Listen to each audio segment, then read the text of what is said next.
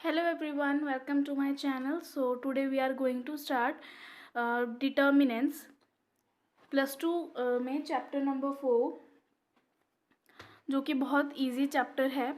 इससे पहले अगर आप लोगों ने मैट्रिसेस नहीं किया है तो मैट्रिसेस जाएं, वीडियो ज़रूर देखें। मैंने 3 पार्ट्स बनाए हैं, तीनों पार्ट्स में सारे चैप्टर्स कवर हैं, तो जाके मैट्रिसेस ज़रूर देखें क्योंकि मैट्रिसेस अगर आप लोगों को क्लियर होगा चैप्टर तो ही आप डिटर्मिनेंट्स को ईजिली कर पाएंगे, स्मूथली कर पाएंगे। वीडियो स्टार्ट करने से पहले आप लोगों से एक छोटी सी रिक्वेस्ट है, अगर आप लोगों ने मेरा चैनल सब्सक्राइब नहीं किया है तो प्लीज़ चैनल को सब्सक्राइब करें। वीडियो के नीचे जो रेड बटन आ रहा है उसको क्लिक करें, उसके बगल में जो बेल आइकन है उसको भी प्रेस करके ऑल नोटिफिकेशंस ऑन कर लीजिए ताकि कोई भी मैथ्स की वीडियो या फिर आपसे रिलेटेड जो भी आप वीडियो चाहते हैं वो अपलोड हो तो आप लोगों को नोटिफिकेशन मिल जाए। और मुझे कमेंट में ज़रूर बताया कीजिए कि आप लोगों को वीडियो कैसी लगती है और कौन से टॉपिक पे वीडियो फर्दर आप चाहते हैं। So let's start. मैंने यहाँ पे कुछ टॉपिक्स लिख के रखे हैं जो कि पूरे के पूरे डिटर्मिनेंट चैप्टर में कवर हो जाएंगे। तो मैं आप लोगों को पहले टॉपिक्स के बारे में बताती हूँ, then we'll start with the chapter. So पहले ऑब्वियसली डिटर्मिनेंट्स हैं तो उसका मीनिंग मैं आप लोगों को बताऊँगी कि डिटर्मिनेंट्स होते क्या हैं। उसके बाद देन ऑर्डर, उसका क्या क्या कितने कितने ऑर्डर्स होते हैं, and then we will do calculations related to determinants. जितने भी ऑर्डर्स के डिटर्मिनेंट होते हैं उनकी मैं आप लोगों को कैलकुलेशन बताऊंगी कि डिटर्मिनेंट को कैसे कैलकुलेट किया जाता है। Then difference between determinant and matrix. Actually जितना एक ओ एंड क्यू में डिफरेंस होता है ना उतना ही डिटर्मिनेंट एंड मैट्रिक्स में डिफरेंस होता है। ज़्यादा डिफरेंस नहीं होता, जितना एक ओ और क्यू में आप लोगों को यहाँ पे ऐसे दिख रहा है ना उतना ही डिफरेंस होता है। सिर्फ छोटे छोटे डिफरेंसेस होते हैं, तो वो क्या डिफरेंसेस होते हैं वो हम इसमें डिस्कस कर लेंगे। एंड देन प्रॉपर्टीज़, जो कि कुल मिला के 8 प्रॉपर्टीज़ हैं डिटर्मिनेंट्स की, वो भी हम डिस्कस करेंगे। Area of triangle, area of triangle आपने बहुत तरीके से देखा होगा। एक तो फॉर्मूला गिवन होता है हमें, फिर फर्दर आप लोगों ने 10th में हीरोन्स फॉर्मूला पढ़ा होगा, है ना। तो एरिया ऑफ ट्राइंगल, यहाँ पे डिटर्मिनेंट का एरिया ऑफ ट्राइंगल कैसे निकाला जाता है वो हम डिस्कस करेंगे। यहाँ पे हम कोई फॉर्मूला नहीं लगाएंगे, यहाँ पे हम डिटर्मिनेंट के थ्रू एरिया ऑफ ट्राइंगल कैसे निकाला जाता है वो डिस्कस करेंगे। Then minors and cofactors. हो सकता है काफ़ी लोगों की काफ़ी स्टूडेंट्स की बुक में माइनर्स एंड कोफैक्टर्स पहले आ जाए टॉपिक, या फिर प्रॉपर्टीज़ से पहले टॉपिक आ जाए, तो आप लोगों को घबराने की ज़रूरत नहीं है। माइनर्स एंड कोफैक्टर्स हम फर्दर डिस्कस कर लेंगे, तो उस टॉपिक को फर्दर टाइम आप स्किप कर सकते हैं। Adjoint of a square matrix, जो भी हम एडजॉइंट जितने भी हमारे स्क्वायर मैट्रिक्स होते हैं उनके एडजॉइंट्स हम डिस्कस करेंगे, क्योंकि minors and cofactors are related to the adjoint. So इसलिए हम इन दोनों टॉपिक्स को इकट्ठे करेंगे।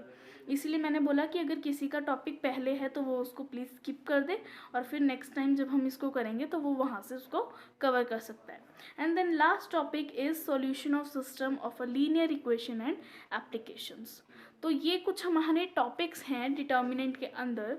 आज की इस वीडियो में हम डिस्कस करेंगे हमारे कुल ये 6 टॉपिक्स एरिया ऑफ ट्राइंगल तक, पार्ट 1। उसके बाद ये तीनों टॉपिक्स मैं पार्ट 2 में डिस्कस करूँगी क्योंकि वीडियो बहुत लंबी हो जाएगी। तो क्या आप लोगों ने मैट्रिक्स वर्ड सुना है? ऑब्वियसली सुना होगा, अभी चैप्टर आप करके हटे होंगे। तो मैट्रिक्स वर्ड क्या होता है, हमने पीछे पढ़ा था मैट्रिक्स क्या होता है। तो मैट्रिक्स ये होता है कि हम उसको रेक्टेंगुलर फॉर्म में और स्क्वायर फॉर्म में, दोनों में से किसी भी फॉर्म में लिखें तो उसको हम मैट्रिक्स बोलते हैं, है ना। अब आप बोल रहे होंगे मैं डिटर्मिनेंट का चैप्टर शुरू करा के मैट्रिक्स क्यों बता रही हूँ। वो इसलिए क्योंकि डिटर्मिनेंट और मैट्रिक्स में ज़्यादा फर्क नहीं होता। तो डिटर्मिनेंट हमारा सिर्फ और सिर्फ स्क्वायर मैट्रिक्स से एसोसिएटेड है। मतलब कि जितने भी हमारे डिटर्मिनेंट्स लिखे जाएंगे वो सिर्फ और सिर्फ स्क्वायर मैट्रिक्स के होंगे, रेक्टेंगुलर मैट्रिक्स के नहीं। अब स्क्वायर मैट्रिक्स क्या होता है, मैट्रिक्स में पढ़ा होगा ऑब्वियसली। अगर मैं ऑर्डर की बात करूं, जो मैंने सेकंड टॉपिक लिखा था उसमें पीछे स्लाइड में, तो वो ऑर्डर क्या होता है, ऑर्डर होता है रो इंटू कॉलम। तो स्क्वायर मैट्रिक्स का ऑर्डर क्या होगा, 2 इंटू 2, 3 इंटू 3, जिनकी रोज जो हैं वो कॉलम के इक्वल हों। Square matrix are those which are equal in their rows and columns. तो स्क्वायर मैट्रिक्स हम क्या बोल सकते हैं कि 2/2 और 3/3 ऑर्डर का जो भी स्क्वायर मैट्रिक्स होगा उसको हम डिटर्मिनेंट बोल सकते हैं। लेकिन अगर कोई मैट्रिक्स 3x2 या 2x3 ऑर्डर का है तो वो हमारा डिटर्मिनेंट नहीं कहलाएगा। So the value of determinant is associated with the square matrix only. ठीक है, तो यहाँ पे हमने डिटर्मिनेंट भी समझ लिया, ऑर्डर भी समझ लिया। Let's do further calculation. तो सबसे पहले कैलकुलेशन के लिए हम एक बात करते हैं। कैलकुलेशन के लिए सबसे पहले हम देखते हैं ऑर्डर नंबर 1। अगर हमारी जो मैट्रिक्स है उसका एलिमेंट एक ही होगा, लाइक दिस। एलिमेंट में एक क्यों बोल रही हूँ कि मेरा ऑर्डर नंबर 1 से कहना ये है कि जो हमारा ऑर्डर नंबर 1 है उसमें रो भी 1 ही होगी और कॉलम भी 1 ही होंगे, मतलब एक ही कॉलम होगा, एक ही रो होगी, तो ऑब्वियसली ऑर्डर 1 इंटू 1 का होगा। अब अगर मेरा एक ही रो है, एक ही कॉलम है, तो ऑब्वियसली एलिमेंट भी एक ही होगा, है ना। तो उसके लिए एलिमेंट एक है तो हम इसका डिटर्मिनेंट कैसे निकालेंगे। अब मैंने डिटर्मिनेंट के लिए कैसी ब्रैकेट लगती है, वर्टिकली स्ट्रेट लाइन वाली। ठीक है, मैट्रिक्स के लिए ये ब्रैकेट लगेगी, लेकिन जो हमारा डिटर्मिनेंट है, जब हम उस मैट्रिक्स का डिटर्मिनेंट फाइंड आउट करेंगे तो ये वाली ब्रैकेट लगेगी। तो ये मेरा मैट्रिक्स था, मुझे इसका डिटर्मिनेंट निकालना है, तो मैंने ये वाली ब्रैकेट लगा के उसके अंदर का एलिमेंट लिख दिया। यहाँ पे एक ही एलिमेंट है तो मैंने एक एलिमेंट लिख दिया। अब इसका क्या डिटर्मिनेंट होगा, ऑब्वियसली एक ही एलिमेंट है तो वही एलिमेंट उसका डिटर्मिनेंट बन जाएगा। अब हम करते हैं order 2।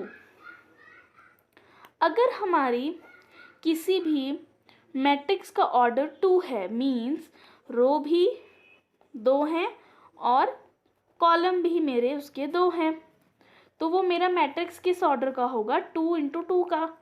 That rows are also 2 and columns are also 2। तो मेरे एलिमेंट्स कुछ इस तरीके के होंगे। ये किस तरीके से लिखा जाता है एलिमेंट, ये मैं मैट्रिक्स की वीडियो में पूरा टोटली एक्सप्लेन कर चुकी हूँ। अगर आपने नहीं देखी है तो जाके देख लें, ये बहुत इम्पॉर्टेंट है।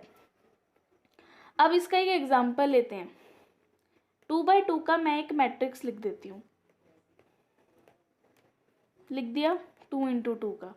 अब इसका हम डिटर्मिनेंट कैसे खोलते हैं। डिटर्मिनेंट खोलने के लिए इसको पहले डिटर्मिनेंट वाली ब्रैकेट के अंदर लिखो, तो मैं डिटर्मिनेंट वाली ब्रैकेट के अंदर लिख देते हैं, लिख दिया। अब हम क्या करेंगे, जो हमारा स्क्वायर मैट्रिक्स है ऑफ ऑर्डर 2, ये बात आप ध्यान से सुनना, ऑर्डर 3 में डिटर्मिनेंट अलग तरीके से निकलेगा, ऑर्डर 2 में डिटर्मिनेंट अलग तरीके से निकलेगा। तो ऑर्डर 2 में जो हमारा मैट्रिक्स होता है उसका डिटर्मिनेंट किस तरीके से निकलेगा, 4 ही हमारे एलिमेंट्स होते हैं उसमें। आपको हमेशा हमेशा लेफ़्ट टू राइट जाना है, आपको लेफ़्ट टू राइट जाना है और ऊपर से नीचे आना है, मीन्स लेफ़्ट टू राइट ऊपर से नीचे, लेफ़्ट टू राइट ऊपर से नीचे। ठीक है, तो आपको इनको करना है मल्टीप्लाई, दैट 5 4 20, ऊपर से नीचे आ गए। अब नीचे से ऊपर जाइए, but always go left to right. ठीक है, आपको लेफ्ट टू राइट मल्टीप्लिकेशन करनी है, तो 2 इंटू 1।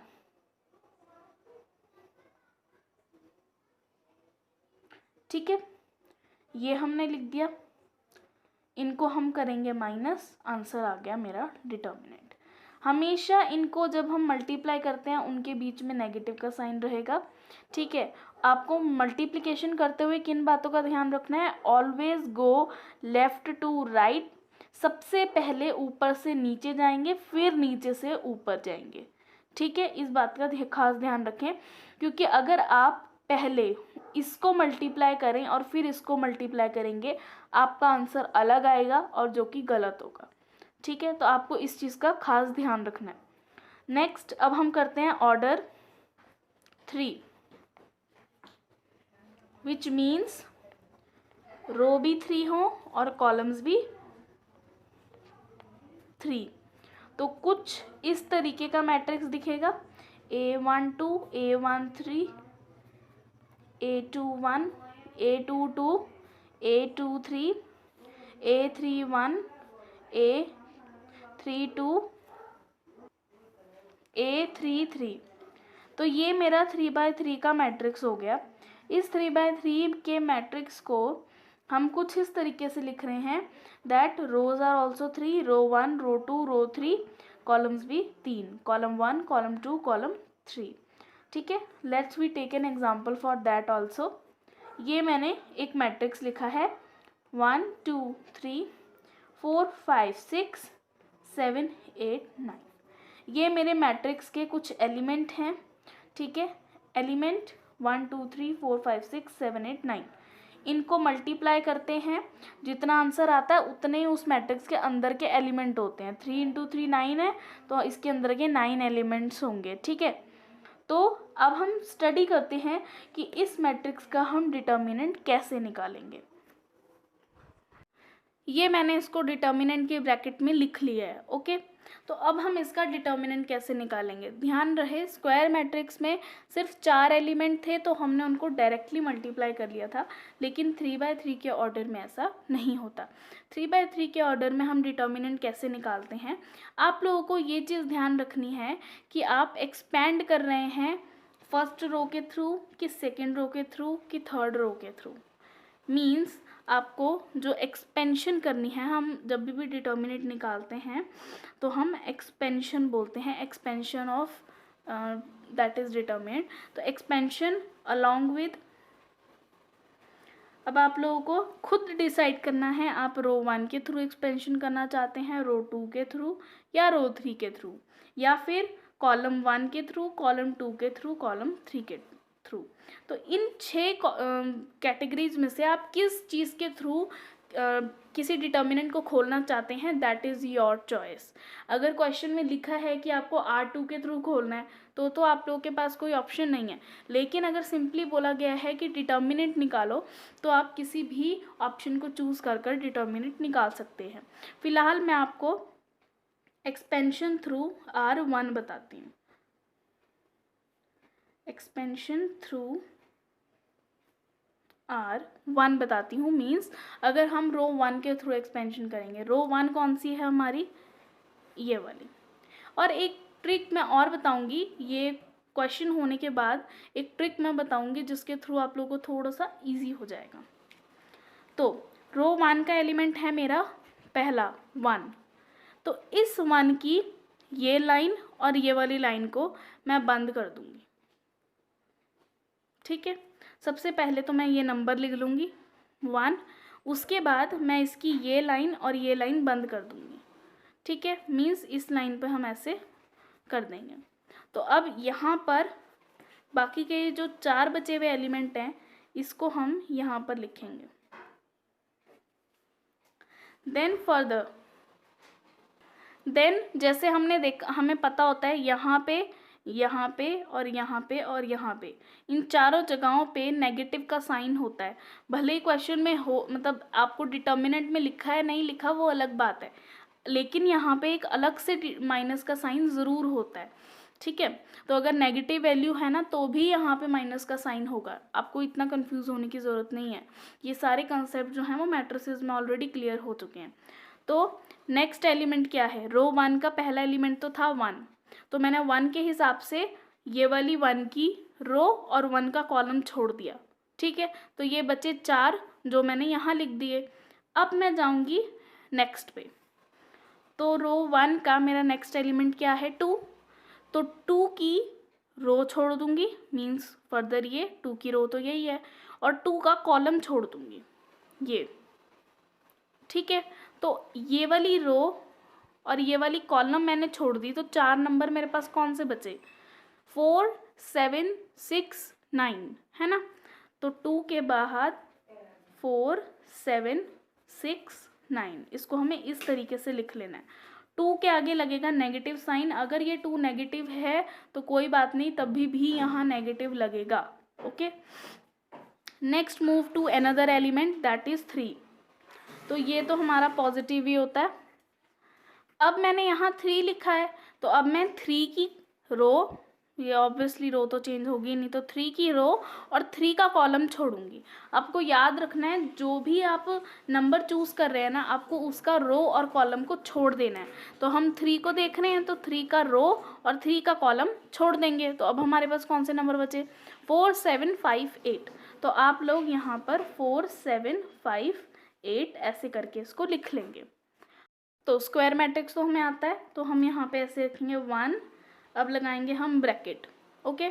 अब ये हमें राइट टू लेफ्ट, तो 5 9 45, यहाँ पे हमेशा बीच में माइनस का साइन लगता है, okay. Then further right to left, sorry left to right, तो 8 6 48, 5 9 45, 6 8 48 ऐसे। देन माइनस का 2 वैसे ही, फर्दर 4 9 36 माइनस 7 6 42। अब आप लोग देख रहे हैं मैं हर उसमें वैसे ही मल्टीप्लाई कर रही हूँ जैसे मैंने पहले करा था, तो आप लोग को वैसे ही मल्टीप्लाई करना है। अगर आप 7 × 5 पहले कर देंगे और 4 × 8 बाद में करेंगे तो आप लोगों का गलत हो जाएगा, तो इस चीज़ का आप लोग को ध्यान रखना है। +3 देन ब्रैकेट 4 8 32 माइनस 7 5 35, तो ये इस मल्टीप्लिकेशन का ध्यान रखना है। अब ये लिखने के बाद तो आप सॉल्व करना इसको जानते ही हो। 1 × 45 माइनस 48, 6 7 8 माइनस का 3 -2 एंड देन 36 माइनस 42, ये बचा हमारा माइनस का 6 +3 माइनस का 3, देन माइनस का 3 plus minus minus plus 2 6 12 plus minus minus 3 3 9, 9 and 3 9 and 3 11, sorry 9 and 3 12 and plus का 12 दैट इज 0, ठीक है। तो हम इस तरीके से डिटर्मिनेंट निकालते हैं। अब आप, मैंने तो रो 1 के थ्रू एक्सपेंड करा, आप चाहे तो रो 2 भी यूज़ कर सकते हैं, रो 3 भी यूज़ कर सकते हैं, चाहे तो कॉलम 1 को यूज़ करके, कॉलम 2 को या कॉलम 3 को, आप किसी भी उसको यूज़ करके आप डिटर्मिनेंट निकाल सकते हैं। तो डिटर्मिनेंट जो है वो 0 आएगा, मीन्स हर मैट्रिक्स या हर मैट्रिक्स का डिटर्मिनेंट 0 नहीं आएगा, सिर्फ इस मैट्रिक्स का डिटर्मिनेंट 0 आएगा, ठीक है। वो तो डिपेंड करता है कि किस मैट्रिक्स के एलिमेंट क्या हैं, ठीक है। हर डिटर्मिनेंट का 0 आंसर नहीं आएगा, ठीक है ना। 2 3 4 कुछ भी हो सकता है। यहाँ पे तो हमने सॉल्व करके 0 निकाला, तो आप रो 2 रो 3 किसी भी चीज़ को यूज़ करके आप डिटर्मिनेंट निकालना, तो आंसर 0 आएगा। तो डिटर्मिनेंट निकाल के ज़रूर देखना। अगर नहीं समझ में आता, हो सकता है कि 3/3 ऑर्डर के डिटर्मिनेंट को एक्सपेंड करने में थोड़ी बहुत प्रॉब्लम आए, तो अगर आप लोगों को नहीं आएगा समझ में कि रो 2 रो 3 से कैसे एक्सपैंड करें, तो कमेंट ज़रूर करना, ताकि मैं उस पर क्वेश्चन एंड आंसर्स की एक वीडियो ज़रूर बनाऊं। और जो भी टॉपिक्स, जो भी कुछ चीज़ें आप लोगों को थोड़ी अटपटी लगती हैं, समझ नहीं आती हैं, तो कमेंट ज़रूर किया कीजिए। कमेंट नहीं आएगा, मुझे पता नहीं चलेगा कि क्या चीज़ आप लोगों को समझ नहीं आई, और फिर मैं आप लोगों को उसका सॉल्यूशन नहीं दे सकती। तो ये तो हमने कर लिया। नेक्स्ट वी स्टार्ट, अच्छा डिफरेंस हमने उसमें स्टडी करना था कि डिफरेंस क्या क्या है। तो डिफरेंस, पहले डिफरेंस तो हम स्टडी कर ही चुके हैं कि मैट्रिक्स को हम रेक्टेंगुलर और स्क्वायर फॉर्म में लिख सकते हैं, लेकिन डिटर्मिनेंट सिर्फ और सिर्फ स्क्वायर फॉर्म में होता है। ऐसे ही मैट्रिक्स जो है उसकी कोई डेफिनाइट वैल्यू नहीं है, वो डिफाइन नहीं है, लेकिन अगर हम डिटर्मिनेंट की बात करें तो वो डिफाइन होता है। मैट्रिक्स को हम कुछ इस तरीके की ब्रैकेट में लिखते हैं और डिटर्मिनेंट को हम वर्टिकली स्ट्रेट लाइंस की ब्रैकेट में लिखते हैं। तो ये कुछ छोटे मोटे डिफरेंसेस थे। पेपर में आप लोगों को ये डिफरेंसेस पूछे नहीं जाएंगे, वो सिर्फ इसलिए बताया है मैंने ताकि आप लोगों को मैट्रिसेस और डिटर्मिनेंट का क्लियर हो जाए। तो अब हम आगे बढ़ते हैं प्रॉपर्टीज़ की तरफ, प्रॉपर्टीज़ ऑफ डिटर्मिनेंट। तो आपकी बुक में जहाँ पर भी प्रॉपर्टीज़ का टॉपिक शुरू है आप लोग वहाँ पे ओपन कर लीजिए, ठीक है। तो मैं आप लोगों को सिर्फ एक एग्जांपल्स बता के करवाऊँगी। तो जितनी भी प्रॉपर्टीज़ हैं वो टॉपिक आप खोल लीजिए, वहाँ पे आप अपने हिंट्स वगैरह या जो कुछ भी आप वहाँ लिखना चाहते हैं वो सब वहाँ लिख लीजिए। पहली हमारी प्रॉपर्टी क्या बोलती है, मैं एक यहाँ पे मैट्रिक्स लिख देती हूँ, फिर उसके थ्रू मैं यहाँ पे डिटर्मिनेंट बताऊँगी। 1 2 3 4। मैं 2x2 का ही मैट्रिक्स ले रही हूँ क्योंकि वो थोड़ा इजी पड़ जाता है, जल्दी में जल्दी बता सकते हैं। तो यहाँ पे मैंने एक मैट्रिक्स ले लिया, ओके। अब हम पहली प्रॉपर्टी पढ़ते हैं कि अगर मैं रोज़ और कॉलम्स को इंटरचेंज करती हूँ, इंटरचेंज करने का मतलब क्या होता है, वर्ड आपने पढ़ा होगा ट्रांसपोज। तो ट्रांसपोज का मतलब यही होता है कि अगर मैं किसी भी मैट्रिक्स के या डिटर्मिनेंट के एलिमेंट्स को ट्रांसपोज करती हूँ तो उसका डिटर्मिनेंट जो है वो अनचेंज होगा। मतलब ये मेरा मैट्रिक्स है, इसको मैंने डिटर्मिनेंट में लिख लिया। अगर मैं इसका डिटर्मिनेंट निकालती हूँ, मैंने निकाल देते हैं 1 × 4 4 और 3 × 2 6, दोनों को माइनस करेंगे आंसर आएगा -2। अगर मैं इसको इंटरचेंज करती हूँ, मीन्स ट्रांसपोज करती हूँ, ट्रांसपोज का साइन आप लोगों को पता होगा, मैट्रिसेस में किया था। तो क्या होगा, 1 और 2 रो है उसको मैं कॉलम बना दूंगी, ये भी रो है उसको मैं कॉलम बना दूंगी। तो 1 × 4 4, 2 × 3 6। क्या इसका डिटर्मिनेंट चेंज हुआ? नहीं।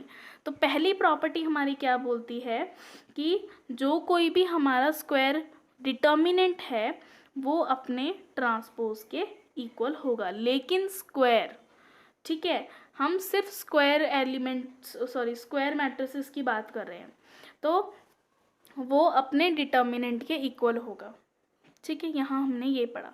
सेकंड हमारा क्या है, सेकंड प्रॉपर्टी हमारी बोलती है कि अगर हम हमारी दो एडजेसेंट रोज को, दो एडजेसेंट रोज या कॉलम्स को चेंज करते हैं तो उसके डिटर्मिनेंट की वैल्यू में सिर्फ एक साइन का चेंज आएगा।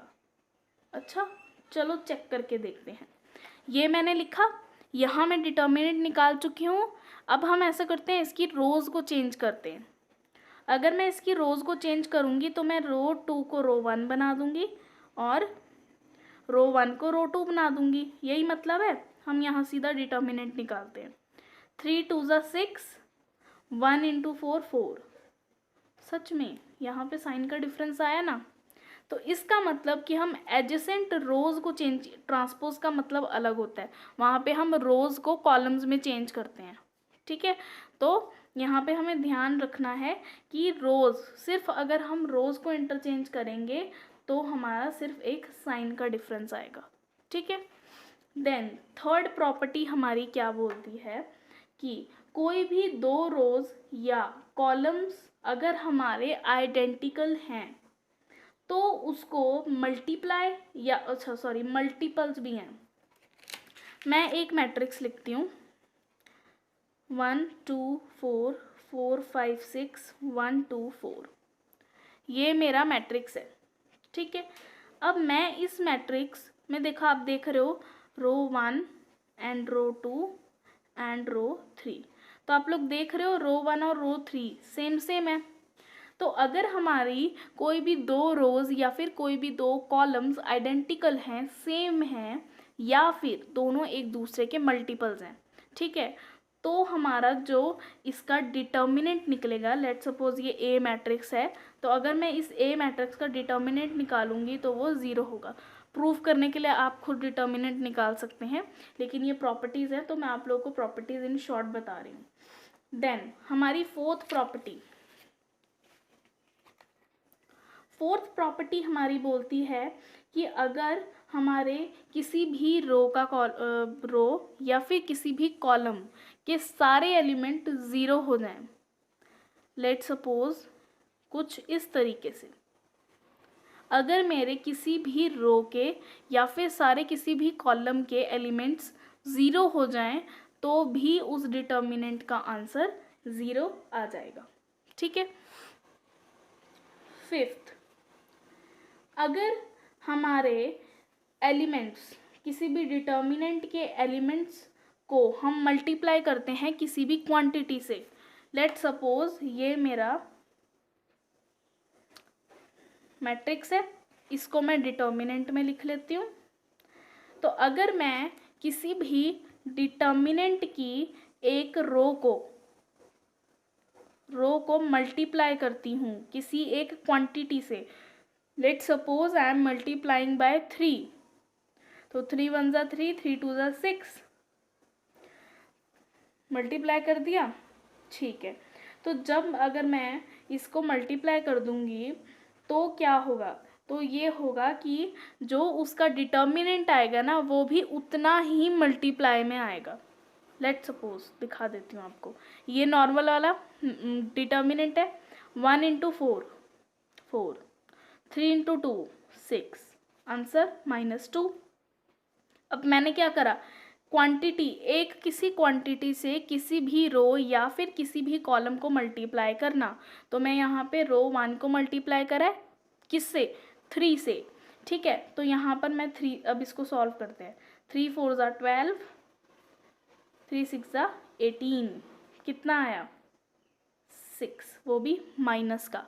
तो हमने ये वाली प्रॉपर्टी क्या बोलती है कि अगर हम किसी भी डिटर्मिनेंट के किसी भी रो या कॉलम को किसी एक पर्टिकुलर क्वांटिटी से मल्टीप्लाई करते हैं तो वैल्यू ऑफ डिटर्मिनेंट जो है वो उस सेम क्वांटिटी से मल्टीप्लाइड आएगी।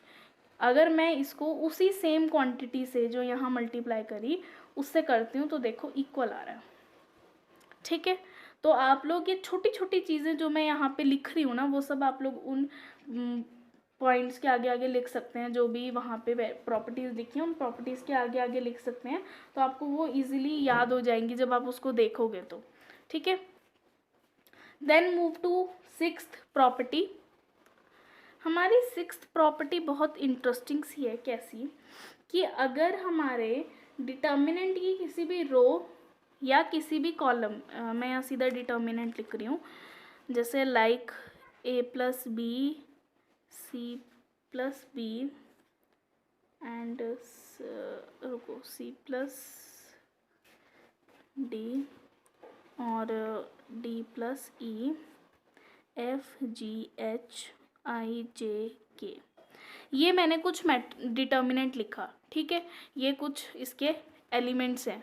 ठीक है, मैंने यहाँ नंबर्स यूज़ नहीं करे, जानबूझ के यूज़ नहीं करे, तो ये हमारे डिटर्मिनेंट है, ये एग्जांपल है। अब ठीक है, मैं आपको एग्जांपल के थ्रू समझा रही हूँ कि कोई भी डिटर्मिनेंट की कोई भी रो या कोई भी कॉलम, तो आप देख सकते हैं मैंने यहाँ कॉलम 1 यूज़ करा है इसके लिए, तो किसी भी कॉलम को अगर हम सम ऑफ 2 एलिमेंट्स में देखें, there are sum of 2 elements, या तो वो जो डिटर्मिनेंट है वो हम एक्सप्रेस कर सकते हैं सम ऑफ 2 डिटर्मिनेंट्स।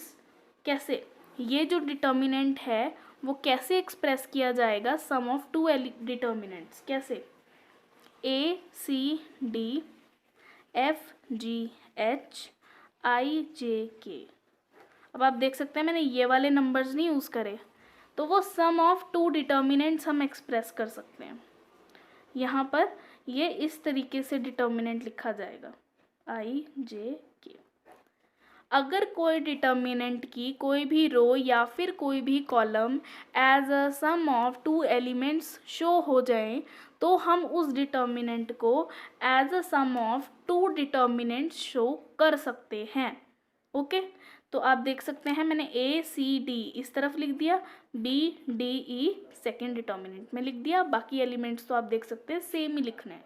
ठीक है, that is very easy. Next seventh, same कुछ ऐसा सा ही है ये भी, कि अगर हम किसी भी कांस्टेंट मल्टीपल से किसी रो या कॉलम को ऐड करते हैं, ठीक है, तो अनदर रो या अनदर कॉलम को छोड़ना पड़ेगा। रुको, अगर हम किसी भी, जैसे मैं यहाँ पे डिटर्मिनेंट लिख गई हूँ 3 4 5 ABC 3 नहीं DEF, ये मैंने यहाँ डिटर्मिनेंट लिख दिया, ठीक है। तो हमारी 7th प्रॉपर्टी क्या बोलती है कि अगर मैं the addition of the constant multiple of one row to another row, तो जो हमारा डिटर्मिनेंट है वो चेंज नहीं होगा। इसका मतलब कि अगर मैं किसी एक रो या किसी भी एक कॉलम को किसी अनदर रो या कॉलम के साथ प्लस कर देती हूँ कांस्टेंट मल्टीपल के साथ, लाइकवाइज अगर मैं इस कॉलम को इस कॉलम के एलिमेंट्स के साथ ऐड करती हूँ, वो भी एक कांस्टेंट मल्टीपल के साथ, तो हमारा डिटर्मिनेंट जो है वो चेंज नहीं होगा।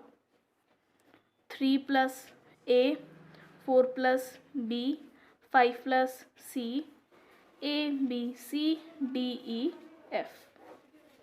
तो कुछ इस तरीके से यहाँ पर हम कांस्टेंट मल्टीपल कुछ भी लिख सकते हैं। मैंने यहाँ गामा यूज़ कर दिया है, ठीक है। कांस्टेंट मल्टीपल यहाँ पे कुछ भी हो सकता है, 2 3 4 एनीथिंग, ठीक है। ये सिर्फ एक जस्ट प्रॉपर्टी है, मैं आप लोगों को एग्जांपल के लिए ऐसे ही समझा रही हूँ।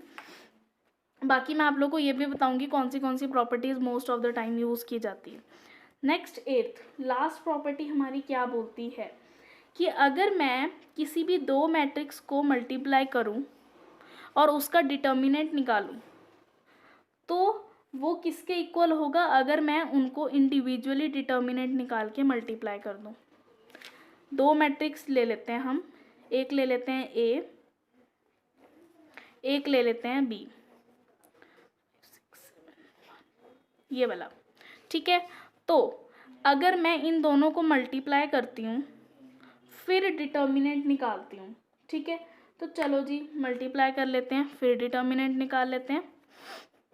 AB, अगर मल्टीप्लिकेशन मैंने पीछे सिखाई हुई है मैट्रिसेस में, होपफुली आप लोगों को आती होगी, मुझे बताने की तो ज़रूरत नहीं होगी।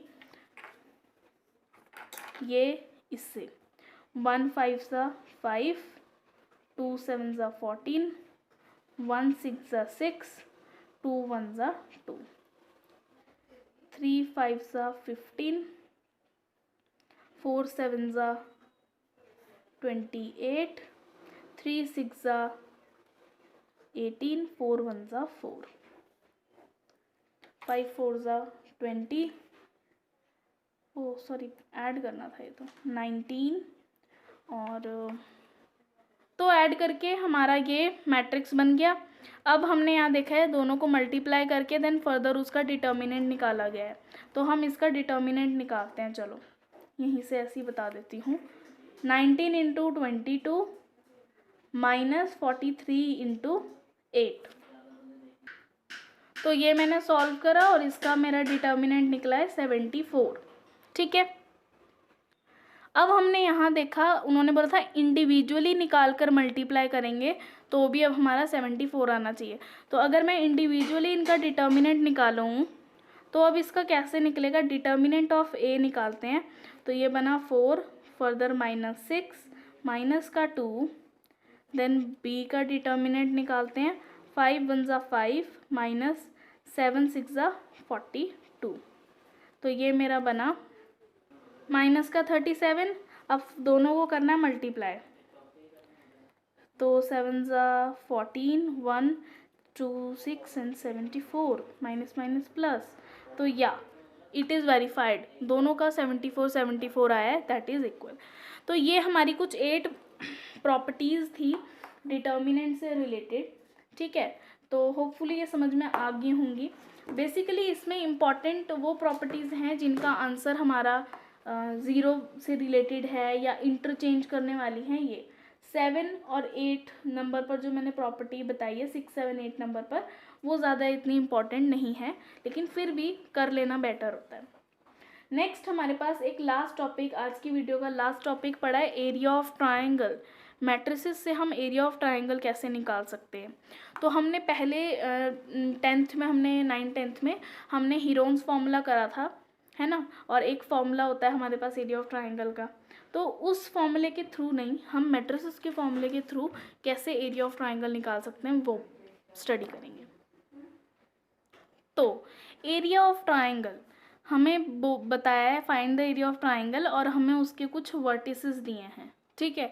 अब इस के थ्रू हम पहले भी सॉल्व करते थे, एक हमारे पास फॉर्मूला होता था, ठीक है, 10th में हमने करा हुआ है। लेकिन यहाँ पे हम वो फॉर्मूला यूज़ नहीं करेंगे, यहाँ पे हम डिटर्मिनेंट के थ्रू उसको सॉल्व करेंगे। तो अब वो कैसे करते हैं, वो हमारा करने का तरीका क्या है, हम फॉर्मूला कैसे लिखेंगे, डिटर्मिनेंट्स इक्वल टू हाफ, और ये जितने भी हैं इनको हम डिटर्मिनेंट्स की फॉर्म में लिखेंगे। कैसे, जो हमारे पहले पहले नंबर हैं वो हमारी बनेंगे पहली कॉलम, यानी 3, -4 और 5। जो हमारे दूसरे दूसरे नंबर हैं वो हमारे बनेगा दूसरा कॉलम, 8, 2, 1।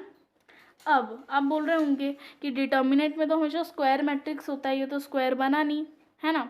तो यहाँ पर इसको स्क्वायर बनाने के लिए हम इसका लास्ट एलिमेंट लेंगे 1, 1, 1।